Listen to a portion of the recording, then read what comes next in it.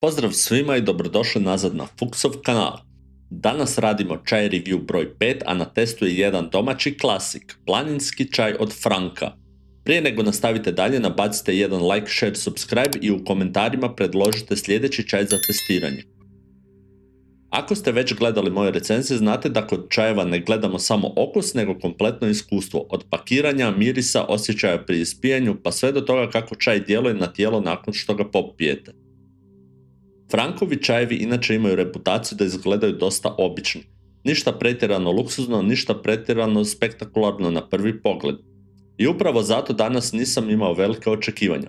Ali moram odmah reći, ovaj čaj me poprilično iznenadio. Čaj dolazi zamotan u tanku prozirnu foliju s klasičnim otvaranjem na trakicu. Sve je standardno, uredno i bez ikakvih posebnih detalja. Na prvu ništa ne odskače, većinom Frankovi čajevi izgledaju upravo tako, jednostavno i poznato bez nekog wow efekta. Ali trenutak kad maknete zaštitnu foliju, tu stvari postaju zanimljive.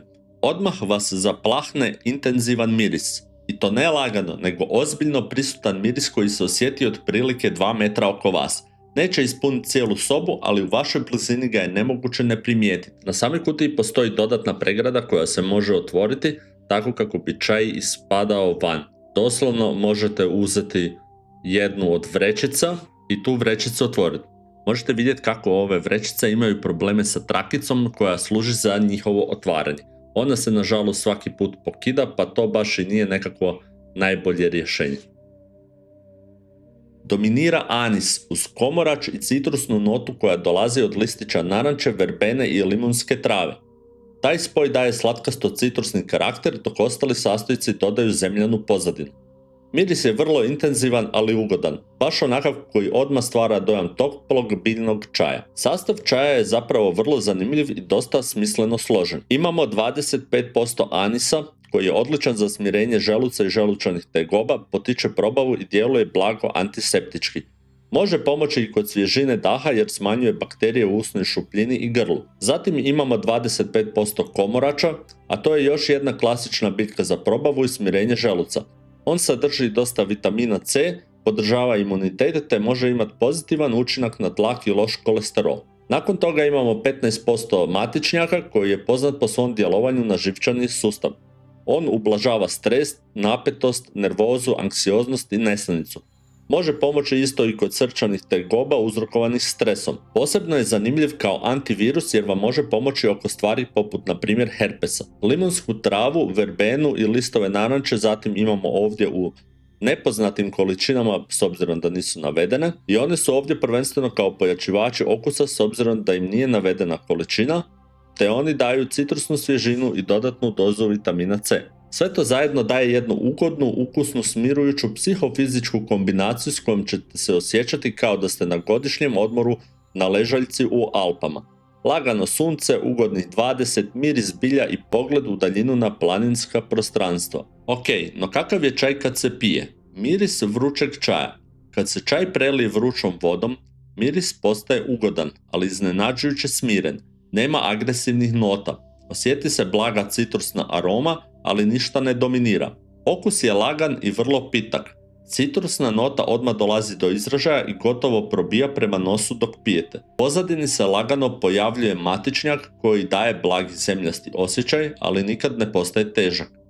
Zanimljivo je da se limunska trava i naranča gotovo ne osjete dok je čaj jako vruć. Kad se čaj malo ohladi i postaje lagano topao, anis i komorač počinju dominirati. Čaj i dalje klizi niz grlo bez ikakvog otpora. Aftertaste praktički ne postoji, samo blaga toplina koja ostaje na nepcu i jeziku. Kad je čaj mlak, u mlakom stanju citrus gotovo nestaje iz okusa. Tada dolazi miks komorača i matičnjaka koji preuzima cijeli profil. Miris ostaje citrusan, ali okus postaje više biljni i smiren. I dalje je čaj vrlo pitak i gladak, bez nekakve težine u želucu. I kakav je zapravo opći dojam tog čaja? Čaj ne pada teško na želudac, dapače daje osjećaj olakšanja i smanjuje nadutost.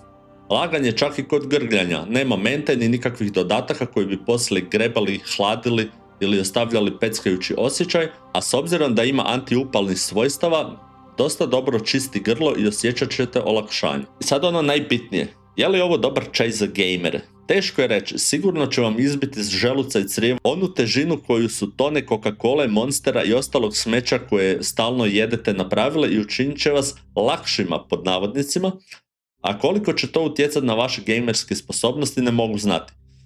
Matičnjak će sigurno umiriti vaše živce kako bi bolje gejmali, ali pitanje je li dobar kao lipa.